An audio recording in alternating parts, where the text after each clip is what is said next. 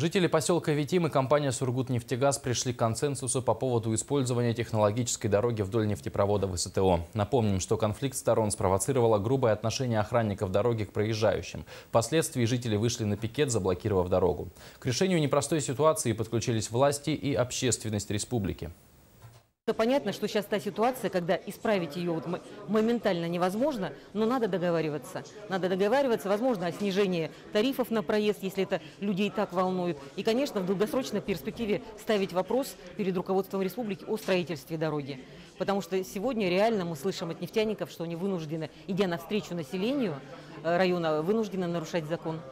Поэтому вот сегодня я от лица Общественной палаты республики предложила в ближайшие буквально дни провести общественное слушание именно на площадке Общественной палаты, где выслушать все заинтересованные стороны и все-таки прийти к какому-то конструктиву. Накануне в Ленске прошло выездное совещание, на котором были озвучены предложения по урегулированию конфликта. Они устроили большинство противоборствующих сторон. Требовать оплату проезда теперь будут только с коммерческого грузового автотранспорта. К охране дороги привлекут сотрудников вневедомственной охраны МВД. Установят также информационные щиты о правилах использования дороги и многое другое.